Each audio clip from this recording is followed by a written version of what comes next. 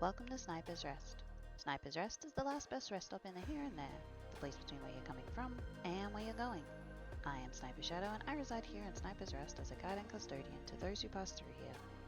I visit the worlds within the multiverse often, but I am always here to guide and care for the travellers such as yourself that pass through the here and there. Welcome, my friend. It is good to see you again. I hope you had a wonderful holiday and got some much needed rest. Frank and I spent our time visiting family and friends and relaxing here in the quiet silence of the here and there. We are so happy to welcome travelers back into the rest stop again and hope that this new year brings you health, happiness, and peace. Please take a rest here before continuing your journey. Last we saw you, my friend, we were reading The Picture of Dorian Gray. A few years had passed and Dorian Gray had lived by his obsession with a book filled with the sins of humanity, gaining himself a reputation as a tainted soul that shame followed around.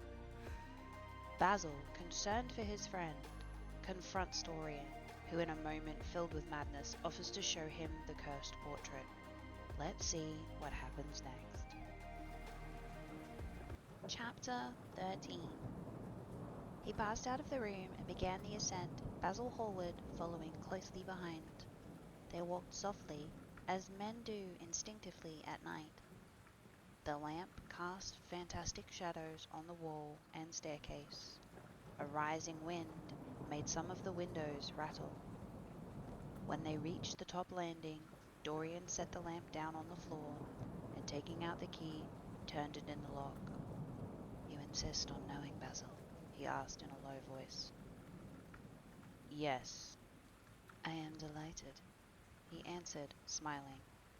Then he added, somewhat harshly, "You are the one man in the world who is entitled to know everything about me.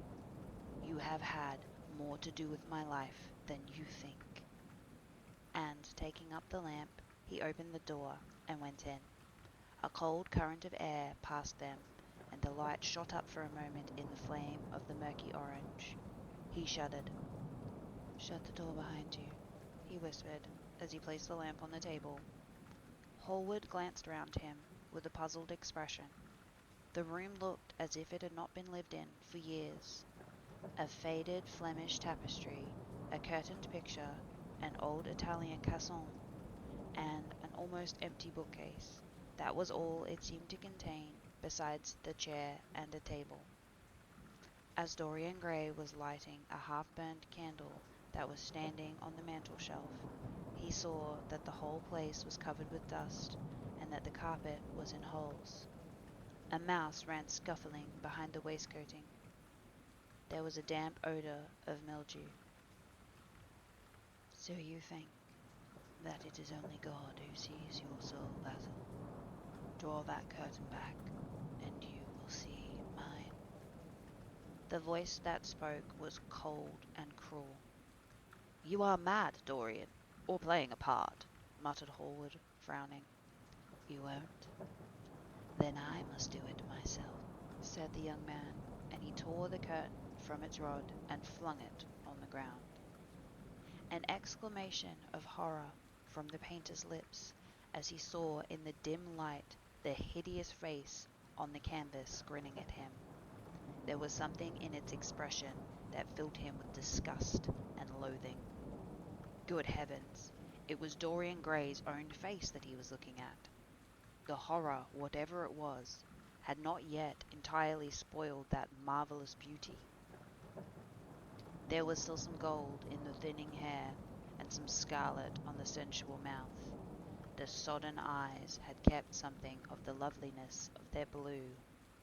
The noble curves had not yet completely passed away from the chiselled nostrils and from the plastic throat. Yes, it was Dorian himself, but who had done it? He seemed to recognize his own brushwork, and the frame was his own design. The idea was monstrous, yet he felt afraid. He seized the lighted candle and held it to the picture. In the left corner was his own name, traced in long letters of bright vermilion. There was some foul parody, some infamous, ignoble satire. He had never done that. Still, It was his own picture. He knew it, and he felt as if his blood had changed in a moment from fire to sluggish ice. His own picture. What did it mean? Why had it altered? He turned and looked at Dorian Gray with the eyes of a sick man. His mouth twitched, and his parched tongue seemed unable to articulate. He passed his hand across his forehead. It was dank and clammy with sweat. The young man was leaning against the mantel-shelf, watching him with that strange expression that one sees on the faces of those who are absorbed in a play when some great artist is acting. There was neither real sorrow in it nor real joy. There was simply the passion of the spectator, with perhaps a flicker of triumph in his eyes. He had taken the flower out of his coat and was smelling it, or pretending to do so. "What does it mean?" cried Hallward at last. His own voice sounded shrill and curious in his ears. "Years ago, when I was a boy," said Dorian, crushing the flower in his hand, "you met me, flattered me, and taught me to be vain of my good looks. One day you introduced me to a friend of yours, who explained to me the wonder of youth, and you finished a portrait of me that revealed to me the wonder of my beauty, in a mad moment that even now I don't know whether I regret or not. I made a wish. Perhaps you would call it a prayer." "I remember it. Oh, how well I remember it! No, the thing is impossible. The room is damp. Mildew has gotten into the canvas. The paints I used had some wretched mineral poison in them. I tell you, the thing is impossible." "Ah, what is impossible?" murmured the young man, going over to the window and leaning his forehead against the cold, mist-stained glass. "You told me you had destroyed it." "I was wrong. It has destroyed me." "I don't believe it is my picture." "Can't you see your ideal in it?" said Dorian bitterly. "My ideal, as you call it." "As you called it." "There is nothing evil in it, nothing shameful. You were to me such an ideal as I shall never meet again. This is the face of a satyr." "That is the face of my soul." "Christ, what a thing! I must have worshipped. It has the eyes of a devil." "Each of us has heaven and hell in him, Basil," cried Dorian with a wild gesture of despair. Hallward turned again to the portrait and gazed at it. "My God, if it is true!" he exclaimed. "And this is what you have done with your life! Why, you must be worse, even, than those who talk against you fancy you to be." He held the light up again to the canvas and examined it. The surface seemed to be quite undisturbed, and as he had left it. It was from within, apparently, that the foulness and horror had come. Through some strange quickening of inner life, the leprosies of sin were slowly eating the thing away. The rotting of a corpse in a watery grave was not so fearful. His hand shook, and the candle fell from its socket on the floor and lay there spluttering. He placed a foot on it and put it out. Then he flung himself into the rickety chair that was standing by the table and buried his face in his hands. "Good God, Dorian! What a lesson! What an awful lesson!" There was no answer, but he could hear the young man sobbing at the window. "Pray, Dorian, pray," he murmured. "What is it that one was taught to say in one's boyhood? Lead us not into temptation. Forgive us our sins. Wash away our iniquities. Let us say that together. The prayer for your pride has been answered. The prayer for your repentance will be answered also. I worshipped you too much. I am punished for it. You worshipped yourself too much. We are both punished." Dorian Gray turned slowly around and looked at him with tear-dimmed eyes. "It is too late, Basil," he faltered. "It is never too late, Dorian. Let us kneel down and try if we cannot remember a prayer. Isn't there a verse somewhere? Through your sins be as scarlet, yet I will make them as white as snow. Those words mean nothing to me now. Hush! Don't say that. You have done enough evil in your life. My God, don't you see that accursed thing leering at us? Dorian Gray glanced at the picture, and suddenly an uncontrollable feeling of hatred for Basil Hallward came over him, as though it had been suggested to him by the image on the canvas, whispered into his ear by those grinning lips. The mad passions of a haunted animal stirred within him, and he loathed the man who was seated at the table. More than in his whole life had he ever loathed anything. He glanced wildly around. Something glimmered at the top of the painted chest that faced him. His eye fell on it.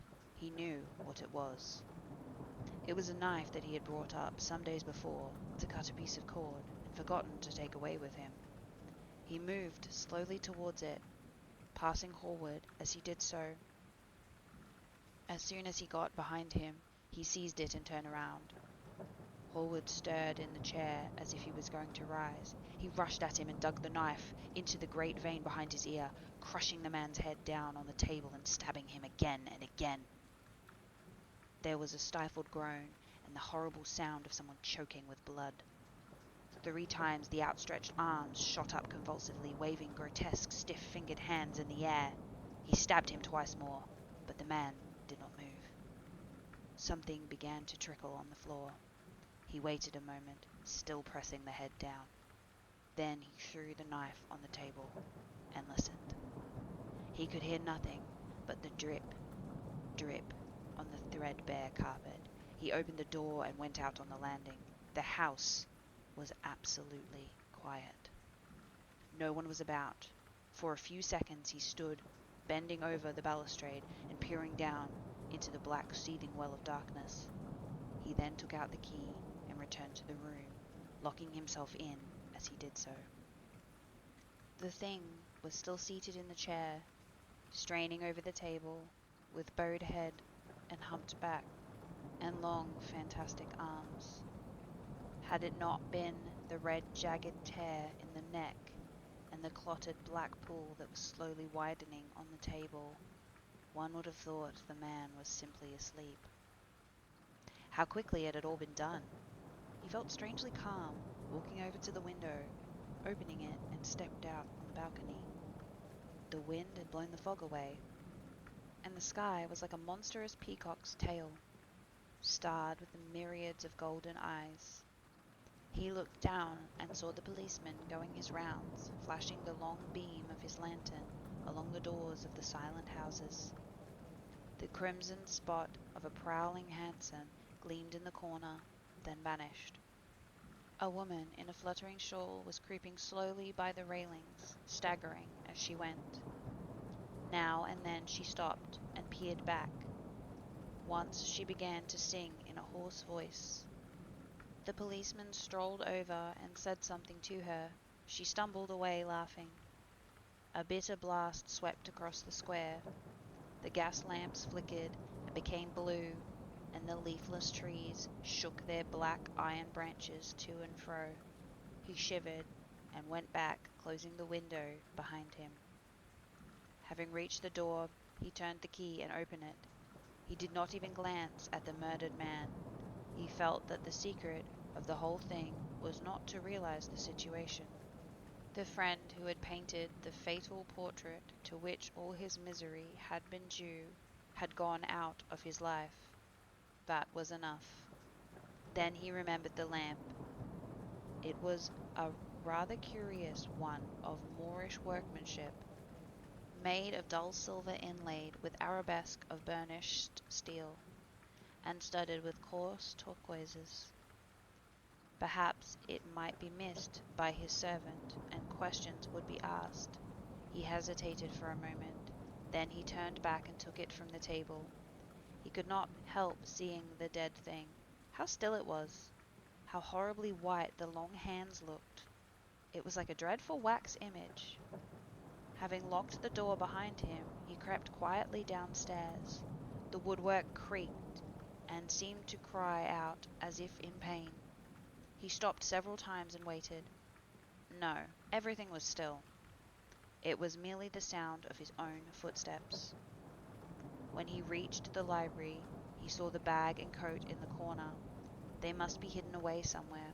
He unlocked the secret press that was in the wainscoting, a press in which he kept his own curious disguises, and put them into it.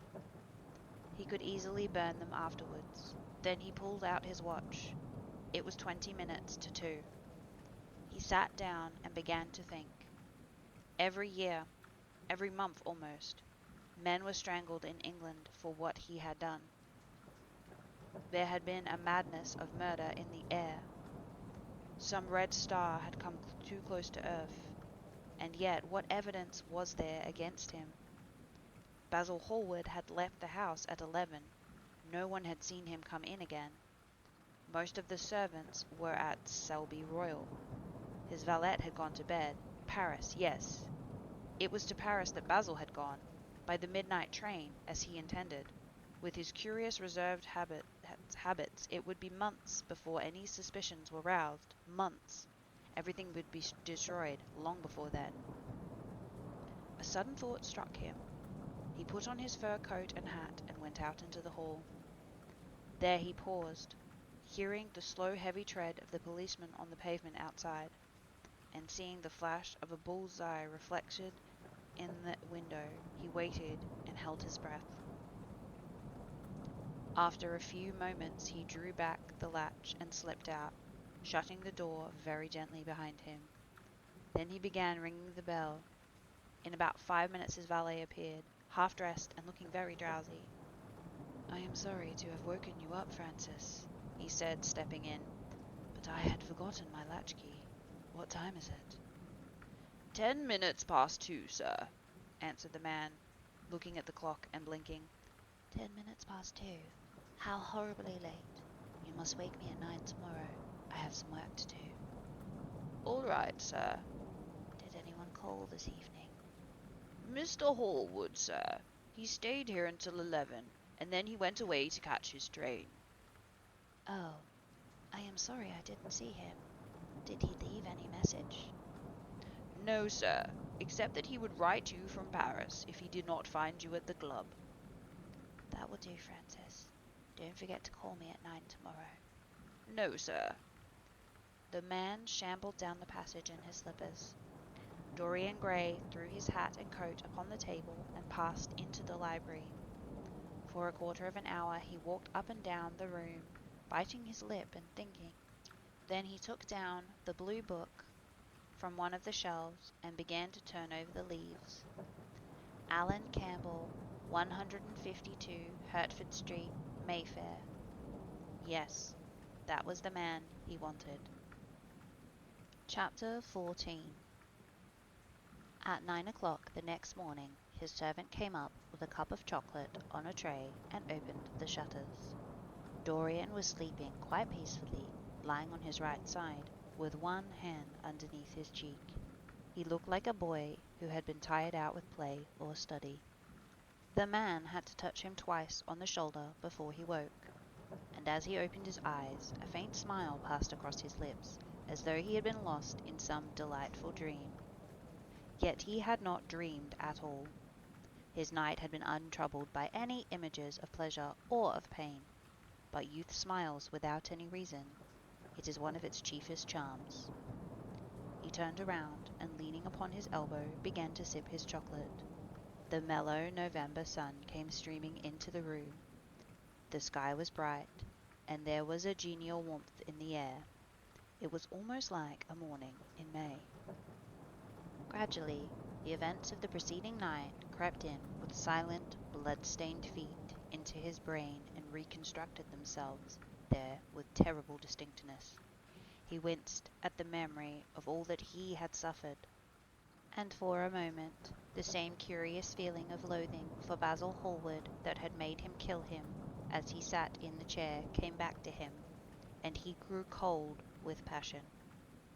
The dead man was still sitting there too, and in the sunlight now. How horrible that was! Such hideous things were for the darkness, not for the day. He felt that if he brooded on what he had gone through, he would sicken or grow mad.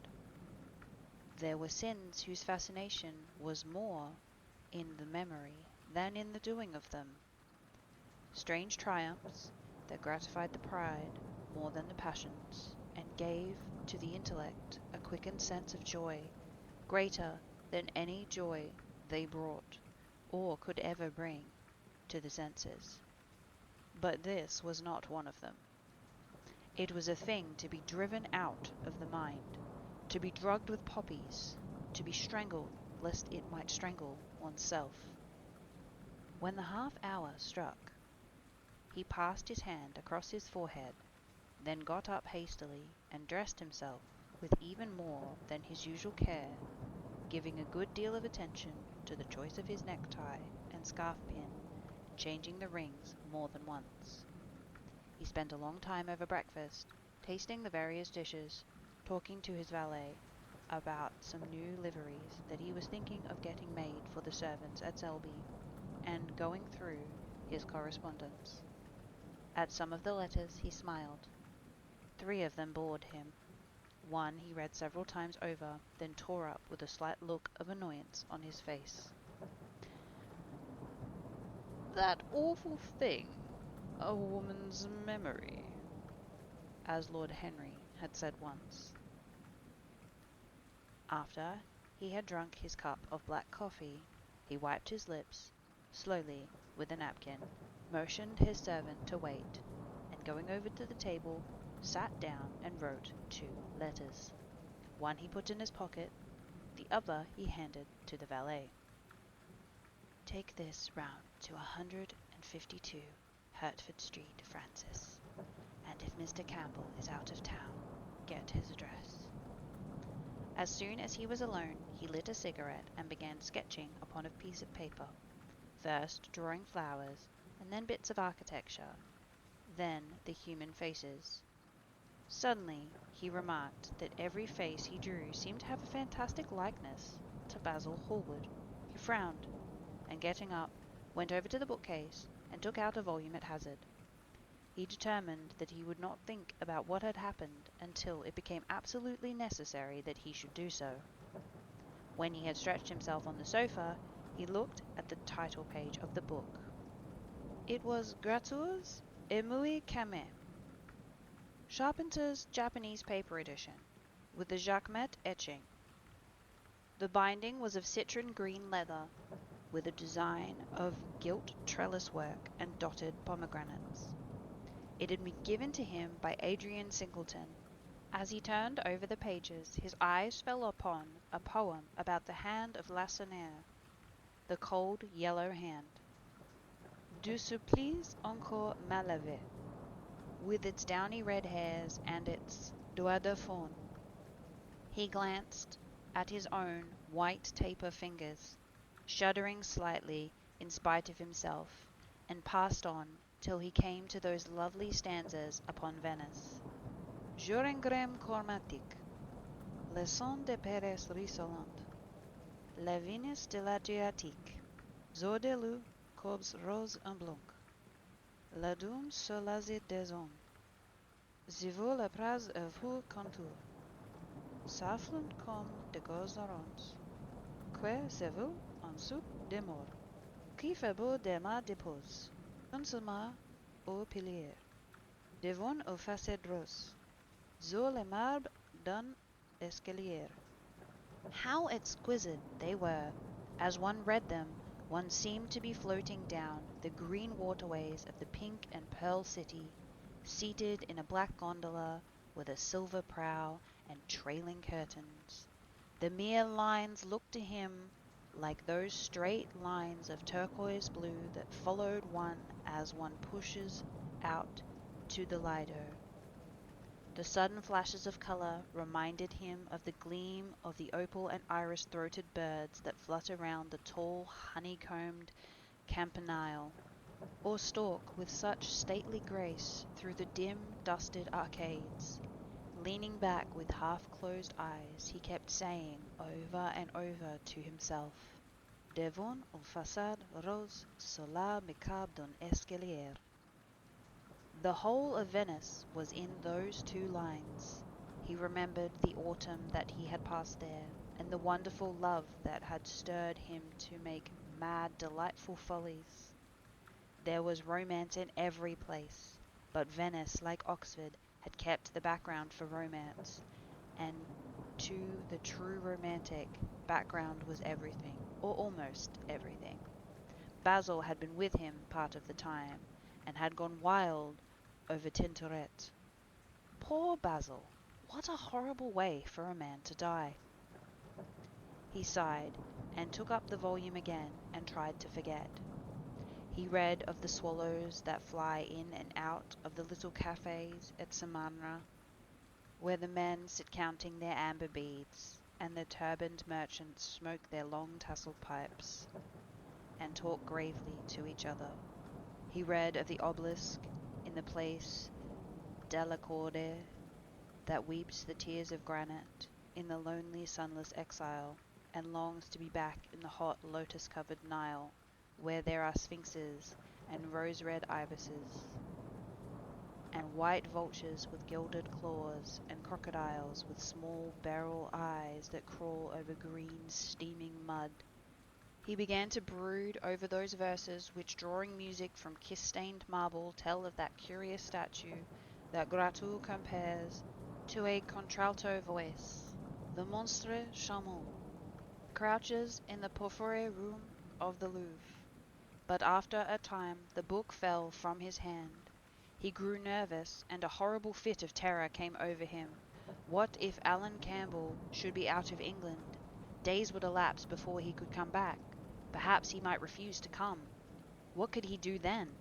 Every moment was of vital importance. They had been great friends once, 5 years before, almost inseparable indeed. Then the intimacy had suddenly come to an end. When they met in society now, it was only Dorian Gray who smiled. Alan Campbell never did. He was an extremely clever young man, though he had no real appreciation of the visible arts, and whatever little sense of beauty, of poetry, he possessed, he had gained entirely from Dorian. His dormant intellectual passion for science. At Cambridge, he had spent a great deal of his time working in the laboratory, and had taken a good class in the natural science typos of that year. Indeed, he was still devoted to the study of chemistry, and had a laboratory of his own, in which he used to shut himself up in all day long, greatly to the annoyance of his mother, who had her heart set on his standing for Parliament, and had a vague idea that a chemist was a person who made up prescriptions. He was an excellent musician, however, as well, and played both violin and the piano better than most amateurs. In fact, it was music that had first brought him and Dorian Gray together. Music, and that indefinable attraction that Dorian seemed to be able to exercise whenever he wished, and indeed exercised often without even being conscious of it. They had met at Lady Berkenshire's that night. The Rubinstein played there, and after that used to be always seen together at the opera, and wherever good music was going on. For 18 months their intimacy lasted. Campbell was either always at Selby Royal or in Grosvenor Square. To him, as to many, Dorian Gray was the type of everything that is wonderful and fascinating in life. Whether or not the quarrel had taken place between them, no one ever knew, but suddenly people remarked that they scarcely spoke when they met, and that Campbell always seemed to go away early from any party at which Dorian Gray was present. He had changed too, was strangely melancholy at times, appeared almost to dislike hearing music, and would never himself play, giving as his excuse, when he was called upon, that he was so absorbed in science that he had no time left in which to practice. And this was certainly true. Every day he seemed to become more interested in biology, and his name appeared once or twice in some of the scientific reviews in connection with certain curious experiments. This was the man Dorian Gray was waiting for. Every second he kept glancing at the clock. As minutes went by, he became horribly agitated. At last he got up and began to pace up and down the room, looking like a beautiful caged thing. He took healthy, long strides. His hands were curiously cold. The suspense became unbearable. Time seemed to be crawling with the feet of lead, while he, by monstrous winds, was being swept towards the jagged edge of some black cleft of precipice. He knew what he was waiting for there, saw it, indeed, and shuddering, crushed with dank hands, burning his lids as though he would have robbed the very brain of sight and driven the eyeball back into their cave. It was useless. The brain had its own food on which it was battened, and the imagination, made grotesque by terror, twisted and distorted as a living thing by pain, danced like some foul puppet on a stand and grinned through moving masks. Then suddenly time stopped for him.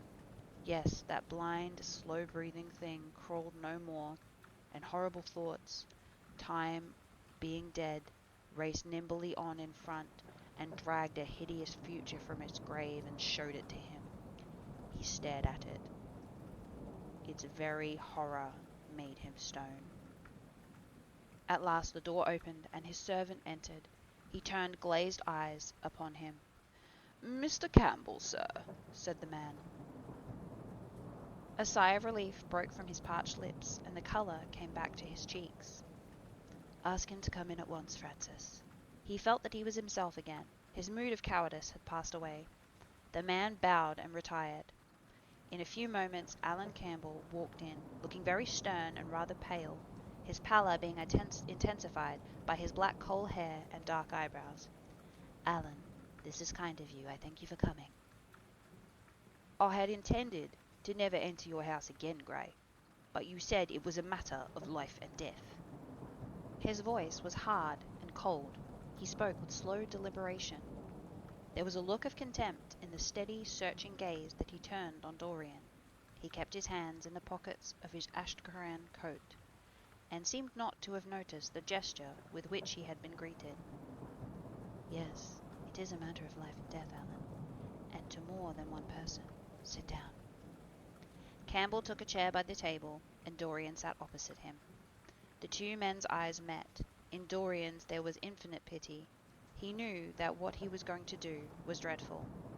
After a strained moment of silence, he leaned across and said very quietly, but watching the effort of each word upon the face of him he had sent for, "Alan, in a locked room at the top of this house, a room to which nobody but myself has access, a dead man is seated at a table. He has been dead 10 hours now. Don't stir, and don't look at me like that. Who is the man, why he died, how he died, are matters that do not concern you. What you have to do is this." "Stop, Gray. I don't want to know anything further. Whether what you have told me is true or not, it doesn't concern me. I entirely decline to be mixed up in your life. Keep your horrible secrets to yourself. They don't interest me anymore." "Alan, they will have to interest you. This one will have to interest you. I am awfully sorry for you, Alan, but I can't help myself. You are the one man who is able to save me. I am forced to bring you into the matter. I have no option. Alan, you are scientific. You know about chemistry and that kind of thing. You have made experiments. What you have got to do is destroy the thing that is upstairs. To destroy it, so as not a vestige will be left. Nobody saw this person come into the house. Indeed, at the present moment he is supposed to be in Paris. But he will not be missed for months. When he is missed, there must be no trace of him found here. You, Alan, must change him, and everything that belongs to him, into a handful of ashes that I may scatter into the air." "You are mad, Dorian." "Ah, I was waiting for you to call me Dorian." "You are mad, and I tell you, mad to imagine that I would raise a finger to help you. Mad to make this monstrous confession. I will have nothing to do with this matter, whatever it is. Do you think I am going to peril my reputation for you? What is it to me, the devil's work you're up to?" "It was suicide, Alan." "I am glad of that. But what drove him to it? You, I should fancy." "Do you still refuse to do this for me?" "Of course I refuse. I will have absolutely nothing to do with it. I don't care what shame comes upon you. You deserve it all. I should not be sorry to see you disgraced, publicly disgraced. How dare you ask this of me, all the men in the world, to mix myself up in this horror? You should have thought you knew more about people's characters. Your friend Lord Henry Wotton can't have taught you much about psychology. Whatever else he has taught you, nothing will induce me to stir a step to help you. You have come to the wrong man. Now go to some of your friends. Don't come to me. Alan, it was murder. I killed him.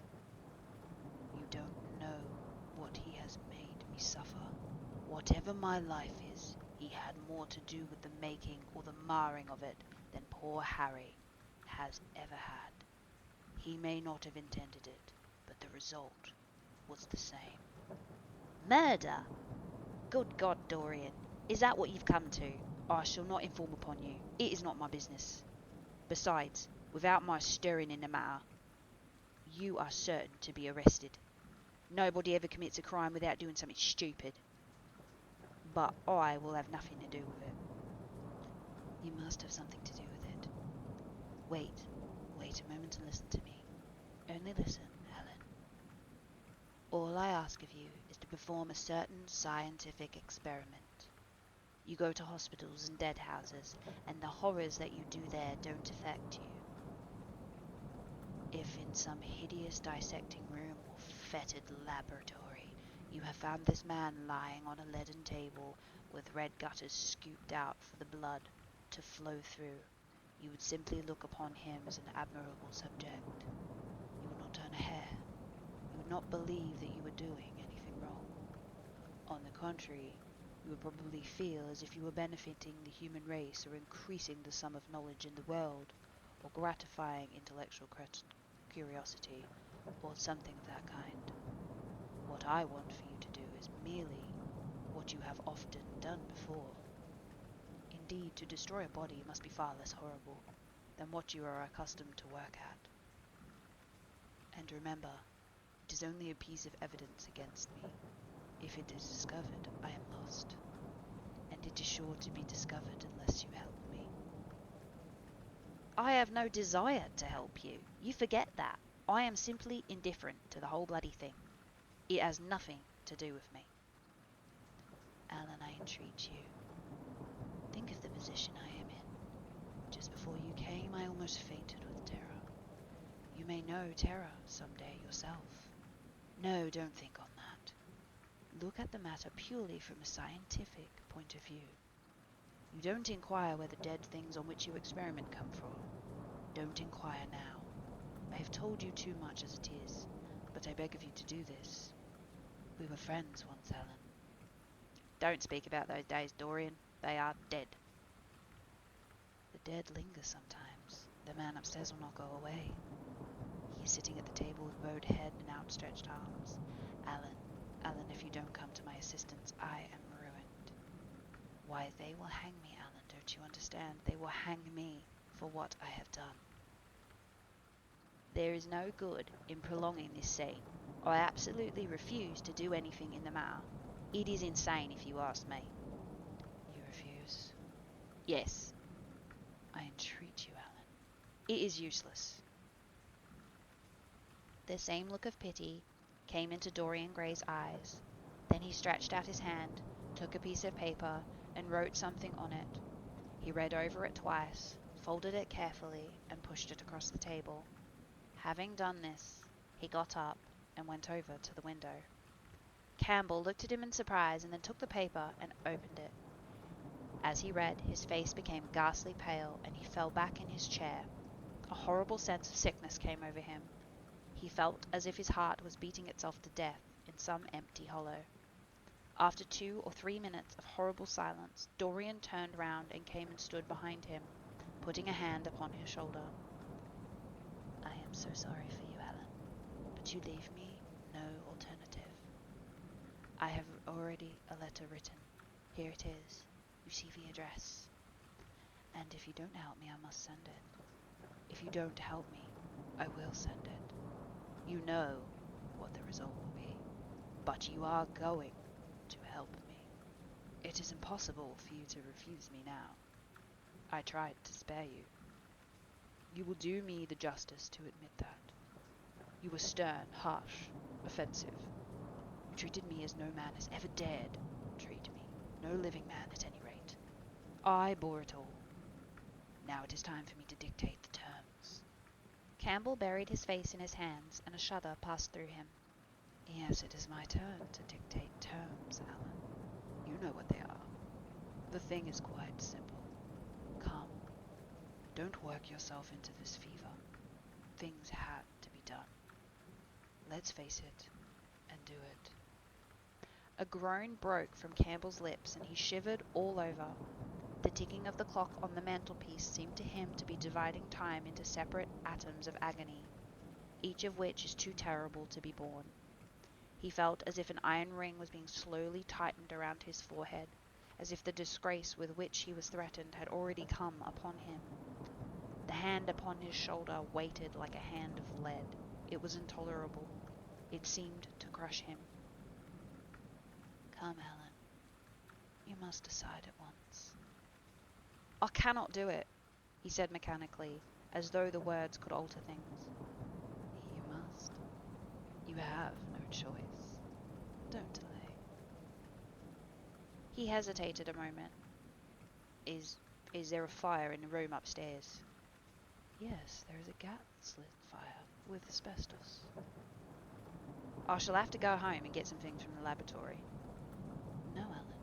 You must not leave the house. Write out a sheet of notepaper of what you want, and my servant will take a cab and bring the things back to you. Campbell scrawled a few lines, blotted them, and addressed the envelope to his assistant. Dorian took up the note and read it carefully. Then he rang the bell and gave it to his valet with the orders to return as soon as possible and to bring the things with him. As the hall door shut, Campbell started nervously. Having gotten up from his chair, he went over to the chimney-piece. He was shivering with a kind of ague.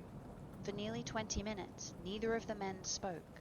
A fly buzzed noisily about the room, and the ticking of the clock was like a beating of a hammer. As the chime struck 1, Campbell turned around, and looking at Dorian Gray, saw that his eyes were filled with tears. There was something in the purity and the refinement of that sad face that seemed to enrage him. "You're infamous, absolutely infamous," he muttered. "Hush, Alan. You have saved my life," said Dorian. "Your life? Good heavens, what a life that is! You have gone from corruption to corruption, and now you have culminated in crime. And in doing what I am going to do, what you force me to do. It is not of your life I am thinking." "Ah, Alan," murmured Dorian with a sigh. "I wish you had 1,000th part of the pity for me that I have for you." He turned away as he spoke, and stood looking out at the garden. Campbell made no answer. After about 10 minutes, a knock came to the door, and the servant entered, carrying a large mahogany chest of chemicals, with a long coil of steel and platinum wire, and 2 rather curiously shaped iron clamps. "Shall I leave the things here, sir?" he asked Campbell. "Yes," said Dorian, "and I am afraid, Francis, that I have another errand for you. What is the name of the man at Richmond who supplies Selby with orchids?" "Harden, sir." "Yes, Harden. You must go down to Richmond at once and see Harden personally, and tell him to send twice as many orchids as I ordered, and to have a few white ones as possible. In fact, I don't want any white ones. It is a lovely day, Francis, and Richmond is a very pretty place. Otherwise I wouldn't bother you about it." "No trouble, sir. At what time shall I be back?" Dorian looked at Campbell. "How long will the experiment take, Alan?" he said in a calm, indifferent voice. The presence of a third person in the room seemed to give him extraordinary courage. Campbell frowned and bit his lip. "It will take about 5 hours," he answered. "It will be enough time, then, if you are back at 7:30, Francis. Or stay, just leave my things out for dressing. You can have the evening to yourself. I'm not dining at home, so I shall not want you." "Thank you, sir." said the man, leaving the room. Now, Alan, there is not a moment to be lost. How heavy this chest is. I'll take it for you. You bring the other things. He spoke rapidly and in an authoritative manner. Campbell felt dominated by him. They left the room together. When they reached the top landing, Dorian took out the key and turned it in the lock. Then he stopped. A troubled look came into his eyes. He shuddered. I don't think I can go in, Alan, he murmured. It's nothing to me. I don't require you, Campbell said coldly. Dorian half opened the door. As he did so, he saw the face of his portrait leering in the sunlight. On the floor in front of it was the torn curtain lying. He remembered the night before and had forgotten for the first time in his life to hide the fatal canvas, and was about to rush forward when he drew back with a shudder. What was that loathsome red dew that gleamed wet and glistening on one of the hands, as though the canvas had sweated blood? How horrible that was! More horrible, it seemed to him for the moment, than the silent thing that he knew was stretched across the table, the thing whose grotesque, misshapen shadow on the spotted carpet showed him that it had not stirred, but it was still there, as he had left it. He heaved a deep breath and opened the door a little wider. With half-closed eyes he averted the head, quickly walked in, determined he would not even look once upon the dead man. Then stooping down and taking up the gold-and-purple hanging, he flung it right over the picture. There he stopped, feeling afraid to turn around, and his eyes fixed themselves on the intricacies of the pattern before him. He heard Campbell bringing in the heavy chest, and then the irons, and the other things that he required for his dreadful work.